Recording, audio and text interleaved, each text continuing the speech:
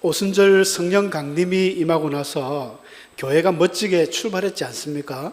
사도 베드로가 한편 설교를 하니까 3,000명이나 회개하고, 또 뭐 고난을 받고 핍박을 받았지만은 또 뭐 기도하는 중에 그 성전 미문에 그 장애인을 고치면서 뭐 5,000명이 회개하고, 이런 어마어마한 기적을 체험하고, 그러다 보니까 성도들이 마음이 다 열려가지고 약 한 1만 명 정도 되는 사람들 중에 좀 힘겨운 사람들이 있지 않습니까? 가난한 사람들, 잘 먹지 못하는 사람들, 그런 사람들에게는 그래도 조금 삶에 여유가 있는 사람들이 십시일반 돈을 막 내가지고 사도들한테 주니까 사도들이 그걸 다 이렇게 분리를 해서 어려운 사람을 도와주고, 그러다 보니까 교회가 가난한 사람이 한 명도 없었더라라고 지난주 제가 사장 끝에 그런 말씀이 나옵니다. 그런데 조금 이제 시간이 지나니까 이제 외부적으로는 관원들과 바리새인들이 교회를 핍박했는데 교회 내부적으로 갈등이 생겼어요. 갈등이 하나 생겼습니다. 초대교회라고 갈등이 없었던 건 아닌 것 같습니다.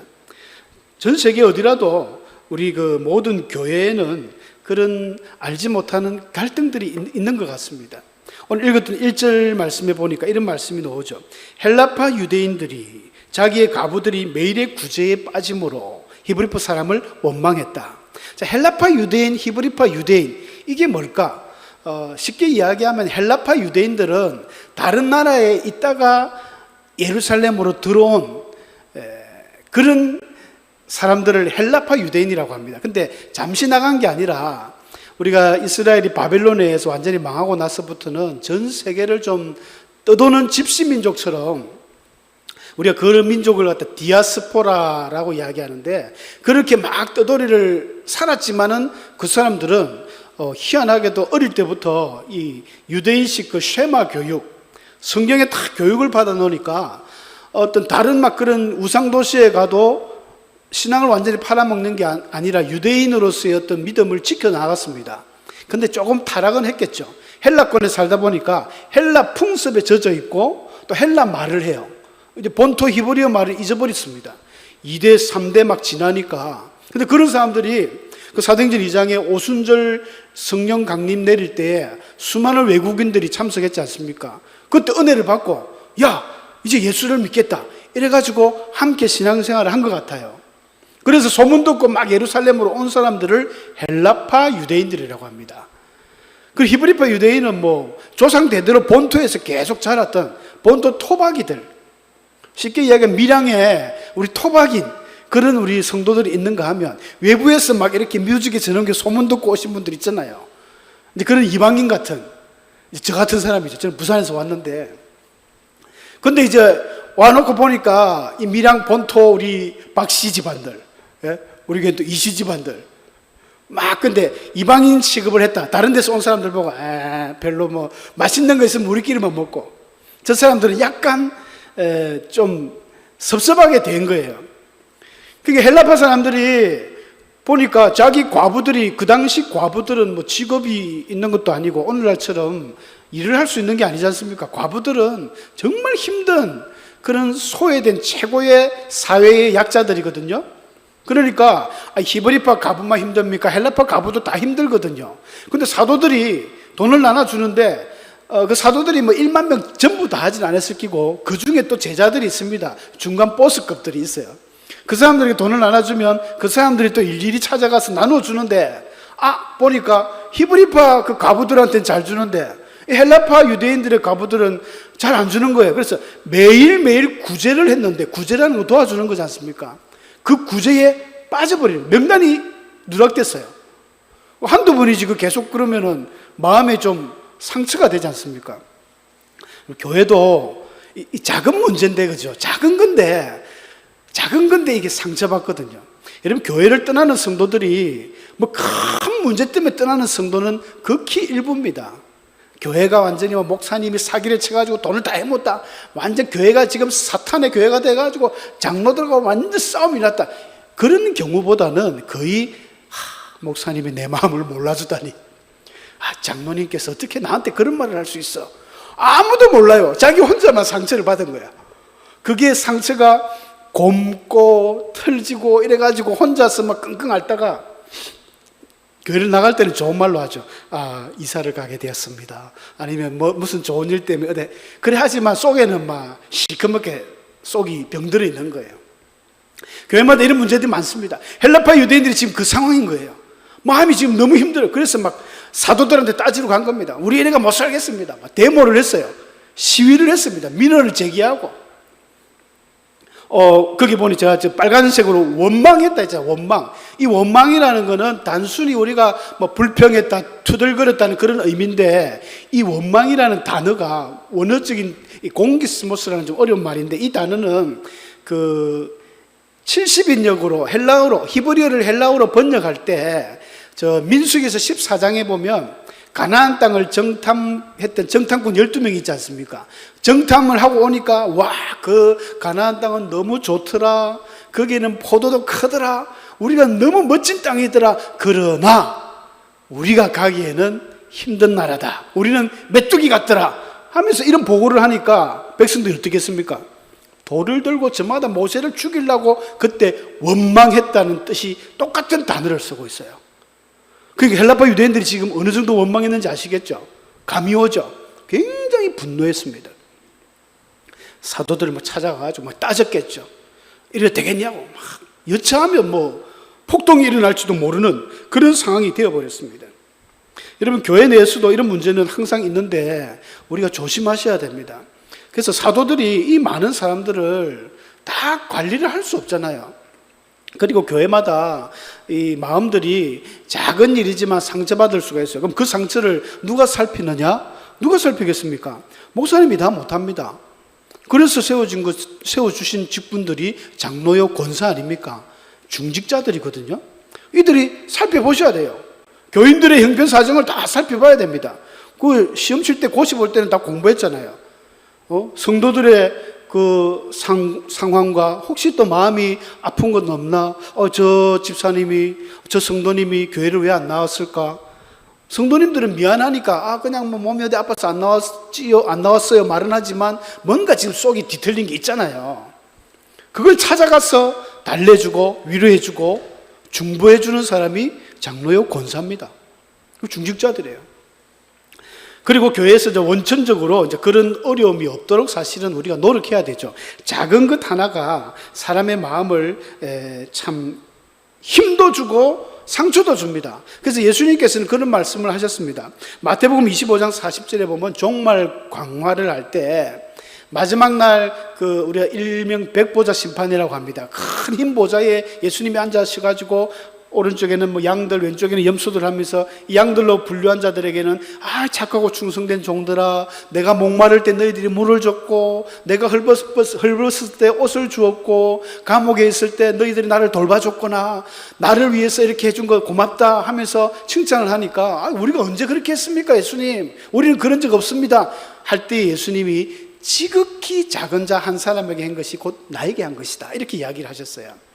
지극히 작은 자라는 의미가 우리가 볼 때 하찮은 존재, 원어적인 의미가 그렇습니다. 별 볼 일 없어 보이는 존재. 여러분 주위에 혹시 그런 분 없습니까? 진짜 하찮은 존재, 내가 볼 때도 아무것도 아닌, 그러니까 우리가 이제 좀 무시하기 쉬운 세피한 이런 사람이 바로 예수님이라는 겁니다. 야, 예수님께 복 받기도 쉽죠. 여러분 교회 와서 뭐 1000일 동안 철야를 해라는 것도 아닙니다. 불교에는 1000일 불공도 드리는데, 그리고 또 삼보 일배 뭐 그런 것도 없습니다. 그냥 지극히 작은 자에게, 한 사람에게 잘 대접하면 상을 잊지 않는다는 거예요. 교회는 그렇습니다. 여러 사람이 지내는 공간이다 보니까 작은 간에 상처받고 작은 거에 힘을 얻는 그런 곳이 우리 교회인 것 같아요. 그래서 우리 주위를 잘 살펴볼 수 있는 주 안에서의 참사랑, 예수님의 그 계명이 딱 두 가지로 이야기했지 않습니까? 하나는 하나님 사랑, 하나는 이웃 사랑. 이웃을 내 몸과 같이. 예수님 이야기가 아니에요. 이미 레위기서 11장에 예수님이, 하나님께서 말씀해 주셨습니다. 14장이 11장에 헷갈립니다. 19장에 나와요. 19장, 레위기 19장에 말씀해 주셨지 않습니까? 내 이웃을 내 자신과 같이 사랑하라. 하나님이 말씀하셨고 예수님이 그대로 또 인용해서 말씀하셨습니다. 이런 추석이 여러분들 됐는지 모르겠습니다. 지난주에 숙제 내줬는데 숙제 잘 하셨는지 모르겠어요. 우리 이웃을 돌아보는 그런 시간들 된 줄로 믿습니다. 자, 두 번째는 이런 갈등이 지속될 때 이제 사도들이 드디어 갈등을 해결을 시작합니다. 어떻게 해결했느냐? 우리 2절 말씀처럼 12사도가 모든 제자를 불러 이르되 우리가 하나님의 말씀을 제쳐놓고 접대를 일삼는 것이 마땅하지 아니하다, 이런 구절이 나와요. 좀 PPT가 안 돼서 제가 말씀으로 읽겠습니다. 이 접대를 일삼는다, 이런 이야기가 조금 우리가 이해가 안 돼요. 접대한다니까는, 이 접대는 뭡니까? 보통 우리 영업사원들이 접대하고 뭡니까? 가요 주점 가가지고 사장님에게 접대해가지고 오다를 딸고 이렇게 생각하는데 그렇지 않습니다. 이 접대라는 것은 식사를 대접하는 겁니다. 영어로 이야기하면 이 접대를 일삼는다, 이거는요, serve table, 테이블이죠. 접대가 테이블. 식당을 이야기합니다. 식당. 원어로는 이게 트라페자라는 음식 놓는 식탁을 이야기하거든요. 접대라는 게 좀 말이 틀리죠. 옛날 기억 한글에는 공개한다 이렇게 하는데 똑같은 말입니다. 그러니까 식탁을 베푼다. 그 다음에 일삼는다 하니까 많이 뭘 하는 것 같다고 하지만은, 일삼는 게 뭐냐면은 디아코니아라는 섬긴다는 것입니다. 섬긴다, 서비스한다, 섬긴다. 예, 나오죠. 영어로 우리가 집사님 이걸 영어로 디컨이라면 디컨. 이 디컨의 어원이 디아코니아라는 거 말하고 똑같은 말이거든요. 그래서 섬기는 거예요. 여러분, 집사가 뭐냐면 섬기는 겁니다. 섬기는 직분이에요. 원래 권사제도는 성경에는 나오지 않습니다. 우리나라 헌법에서 이제 여성의 그 권위가 많이 이제 올라가다 보니까 여성들에게도 안수를 해야 된다, 장로를 세워야 된다, 그러니까 이제 어떤 교단의 통합이나 이런 데는 여성 장로도 있습니다만은 이제 우리 고신이나 합동 이런 데는 아직 안수를 안 하고, 그래서 준 게 이제 권사거든요. 여성들의 어떤 최고의 어떤 높은 중직이 권사입니다, 권사. 여러분, 권사님들은 어깨가 무거워야 돼요. 할 일이 많습니다. 그리고 뭔가 자부심을 가져야 돼요. 집사나 권사나 사실은 엄밀히 따지면 똑같은 거라고 볼 수 있거든요. 그래서 사도들이 이 집사를 세우면서 그 첫 번째 원인이, 우리 사도가 접대를 계속 우리가 일삼을 수 없다. 우리가 언제 계속 하나님의 말씀도 전해야 되는데 계속 우리가 남들 식당 봉사만 할 수 있겠느냐. 돈을 받아서 구제를 하고 이런 일을 말합니다. 그러니까 나눠 해야 된다는 거예요. 여러분, 집사님은 이 섬기는 직분입니다. 음식으로 잘 대접하는 거예요. 이 접대를 일삼는다, 이러면 꼭 기억해 두십시오. 이 접대는 테이블, 일삼는다는 섬긴다. 식당으로 섬기는 거예요. 우리 집사님들, 권사님들이 식당에서 봉사하는 거, 이거 봉사할 때마다 긍지를 가지셔야 돼요. 자부심을 가져요. 나는 하나님의 사명에 지금 그대로 말씀대로 내가 하고 있다. 얼마나 좋은지 몰라요. 물론 남자들이 또 해도 되죠. 해서 잘못되는 건 아니지만, 이 집사들의 처음 우리 초대교회에 등장하는 집사의 제도의 첫 번째 임무가 바로 이 접대를 일삼는 것. 식당 봉사입니다. 식당 봉사. 음식으로 섬기는 거예요. 그래서 우리 성도님들은 서로 교제를 많이 할 때, 우리 한국 사람들 대표적인 인사말이 뭡니까? 헤어질 때 다음에 밥 안 먹자 이거 아닙니까? 그게 바로 접대를 일삼는 겁니다. 밥 안 먹자. 밥을 먹으면서 정이 들고, 식구라는 그 한자어처럼 같이 먹으면서 정이 들고, 성도님들끼리 이런 자리가 많으면 좋겠어요. 교회 내에서도 섬기고 이런 자리가 많으면 참 교회가 더 좋을 것 같습니다. 그래서 사도들이 드디어 이제 집사를 세우는데 조건이 있었습니다. 자기들이 기도하면서 사도들이 하나님 받은 은혜대로 딱 제시를 하는 그 조건이, 일단 첫 번째가 성령과 지혜가 충만해야 된다. 성령과 지혜가 충만하고, 두 번째가 더 중요하죠. 칭찬받는 사람이 되어야 된다. 여러분, 성령과 지혜가 충만하는데 칭찬 못 받는 사람이 있습니다. 욕먹는 사람들이 있어요. 간혹 부흥사들 중에도 막 능력이 나타나고 막 성령이 충만해도 득스럽지 못한 분들도 있어요. 그런 분들은 꼭 첫 번째로 무당들처럼 반말을 합니다. 김 집사 일로 와, 뭐 해, 막 말을 막 이리 하시더라고요. 저도 그런 분 몇 번 뵀는데 다시 만나기 싫더라고요. 가까이 가기 싫어요. 아무리 능력이 있어도, 여러분 모세가, 예를 들어서 모세가 진짜 능력 있고 권능이 있지만 밑에 장로들 집사들 에이 일로 와 절로 와 가 오라 이래서 하면 군대식으로 이야기하면 누가 그 모세는 온유함이 지면의 모든 사람보다도 위에 있다 했습니다. 그가 아무리 능력 있고 하나님과 얼굴을 대면하여 봤던 모세일지라도 겸손했어요. 하물며 요즘에 좀 그런 분들이 몇 분들 있어요. 큰 교회를 가지신 목사님들이 막 성도들한테 자기보다 나이도 많은 할머니한테 김 권사 일로 와 절로 와 해서 저는 못 보겠더라고요. 칭찬 못 받습니다. 칭찬받는 사람이 되셔야 돼요. 우리 성도님들 가운데도 어느 날 기도하다가 하나님 막 능력 주셔가지고 막 예언도 하고 막 신유의 은사도 나타나고 겸손하셔야 됩니다.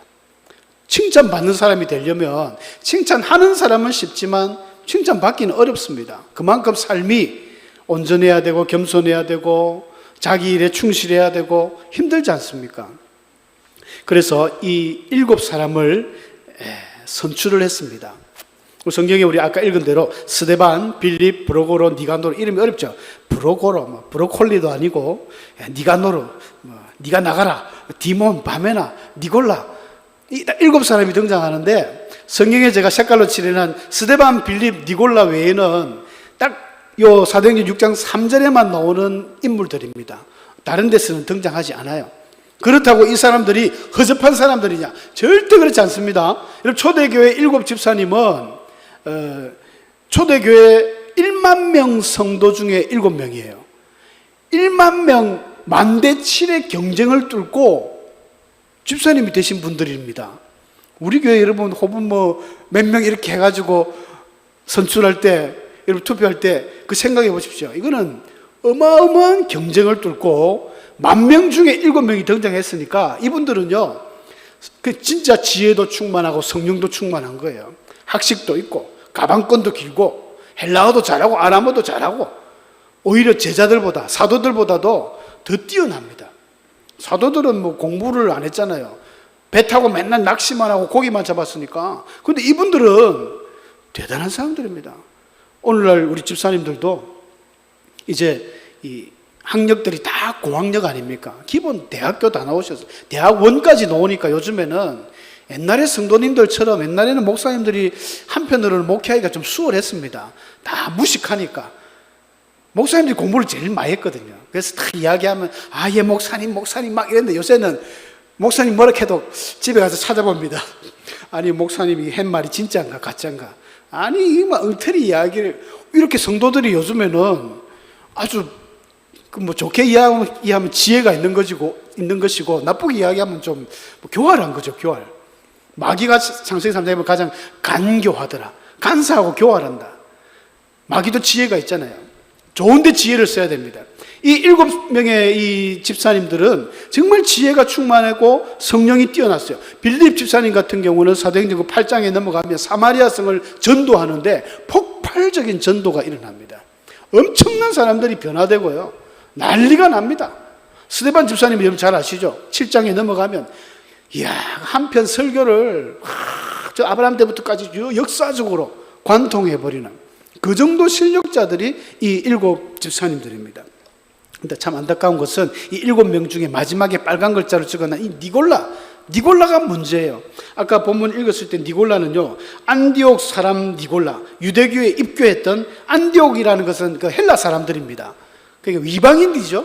이방인인데 어떻게 하다 보니까 안디옥에서 복음을 받아들이고 예수님을 믿게 됐는데 이 사람이 또 변질을 했어요. 변질. 요한계시록에 보니까 그 계시록에 등장하는 7 교회 중에 에베소 교회가 등장합니다. 에베소 교회를 그 주의 사자가 책망하면서 너 첫사랑을 버렸다. 처음 행위를 다시 회복해라. 어디서 떨어진 것을 생각하고 그것을 회복하지 않으면 네 촛대를 옮길 거야. 그래 놓고는 한 가지 또 칭찬할 게 있다. 그게 뭐냐 하면 오직 네게 이것이 있으니 네가 니골라당의 행위를 미워하는구나. 나도 미워한다. 예수님께서 니골라당의 행위를 미워하는 거예요. 니골라가 어떤 일을 했는지 알 수 없지만 뭔가 어떤 무리를 지어서 나쁜 짓을 한 게 분명합니다.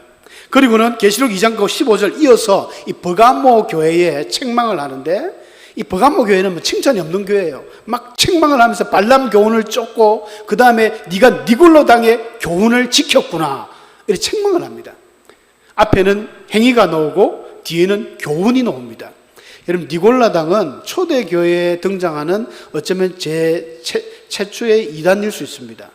영지주의라는 이단이 많이 움직였는데 니골라당의 어떤 그런 교리들은 그런 것들이 있다고 그래요. 우리가 영혼이 구원을 받았으면 육체가 더 이상 상관이 없다는 거예요. 내가 구원받은 것은 영이 구원받았지 우리 육신이 구원받은 거 아니다. 그러므로 내가 구원받은 사람은 더 이상 죄를 짓고 회개하거나 어떤 나쁜 일에 관여해도 구원이 변하지 않는다는 것입니다. 그럴싸하죠. 이게 오늘날 구원파의 교리하고 똑같습니다. 우리 건신찬, 유병헌 많죠. 박옥수 목사 이런 사람들 그런 요즘 심지어 유튜브에 그 박진영이라는 가수가 있습니다. JYP를 만들었던 그 사람이 구원파라는 말이 이다 아니다 말은 없지만 이 사람이 희한해요. 가수인데도 요즘에는 유튜브를 강연을 하면서 제가 오늘 검색을 해봤습니다. 박진영 검색해 보니까 가수로도 등록돼 있고 JYP 엔터테인먼트를 자기가 창설한 사람도 또 있고 또 한 개는 말씀 사역자 이런 타이틀이 있어요. 신학교도 안 갔습니다. 이 사람은 신대원도 안 나왔는데 그냥 말씀을 전해요.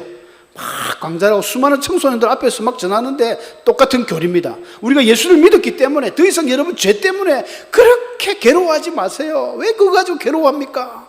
굉장히 위로를 주는 듯한데 틀렸어요. 여러분 그리스도인들은 회개해야 됩니다. 날마다 회개해야죠. 루트는 자기가 어쩔 수 없는 죄인이기 때문에 난 죽을 때까지 회개한다. 그런 표현을 썼는데 이 구원파 교리는 자기가 구원받은 날짜 그 시간까지도 정확하게 알면서 자기들은 우리는 그리스도를 하나님 앞에 죄에 대한 애통으로 회개하면서 주님을 체험하는데 구원파 이 사람들은요 머리로 깨닫는 거예요. 하나님 말씀을 쭉 보면서 내가 도를 깨닫듯이 깨달았다 하면 그날이 자기 구원받은 날로 인정합니다. 한번 구원받았기 때문에 더 이상 내가 죄를 지어도 구원에 어떤 영향을 미치지 않는다. 그러므로 회개를 강조하지 않습니다. 회개하지 않습니다. 니골라가 바로 그런 어떤 원조격입니다. 굉장히 치명적이죠. 예수님이 싫어하는 거예요. 나도 이것을 미워한다. 근데 참 안타까운 것은 초대교회 7 집사 중에 한 사람이 마지막에는 이런 그런 이단의 무리를 만든 장본인이 되었다는 것. 너무 안타깝지 않습니까? 제가 끝이 좋은 사람이라고 했습니다. 시작도 좋고 끝도 좋으면 최고지만은 우리는 보통 시작은 좀 잘 못하잖아요. 시작이 미약하지 않습니까? 좀 방황할 수 있습니다. 또 중간에 또 조금 실수할 수 있습니다. 방황할 수 있습니다. 그러나 끝이 좋아야 돼요. 끝이. 시작은 멋지게 시작해놓고 끝에 가면은 진짜 용두사미도 아니고 신앙생활도 하는 건지 안 하는 건지 교회를 가는 건지 안 가는 건지 믿음이 있는 건지 없는 건지 모르고 죽었다. 부끄러운 거예요. 저보다 한 2살 어린 동생이 예전에 제가 처음 이제 교회 생활할 때 같이 막 가르치기도 하고 그랬던 청년인데 엊그제 죽었어요. 지난주 토요일 날 그 비보를 듣고 이제 제가 갔는데 원체 몸을 관리를 안 하니까 청년 때부터 안 했어요. 결혼도 안 하고 그렇게 살았는데 걔 동생을 또 제가 잘 알기 때문에 동생 연락 받고 갔는데 그 동생이 하느냐, 야 너는 교회 나가나? 형님 보니까 난 교회 안 다니고 싶어서 안 다닙니다 이러는 거예요. 자기 형님이 한 20년 교회를 안 갔더라고요. 안 가고 그냥 막 그렇게 집에서 막 계속 살고 이렇게 병이 막 몸속에 다 퍼져가지고 그렇게 죽었다는데 이 동생은 좀 그래도 괜찮은 아이인데 형님 보니까 교회 가기 싫다는 거예요. 형님을 보니까 예수는 없는 것 같다. 그러면서 자기도 안 다니는, 그러지 말고 언제든지 온나. 우리 교회는 열려 있다. 언제든지 온나. 조만간에 올 걸로 아는데 끝이 좋은 사람이 돼야 됩니다. 끝이 좋은 사람. 시작은 어떻더라도 우리 끝이 좋은 우리 모든 주의 성도들 되기를 축복합니다. 우리 누구나 실수할 수 있습니다. 누구나 넘어질 수 있습니다. 그러나 다시 회개하고 주님 붙들고 예수님 하나님께서 성경을 통해서 우리에게 주시는 교훈이 그거 아닙니까? 돌아오라. 돌아오라. 네가 어디에 갔든지 돌아오라.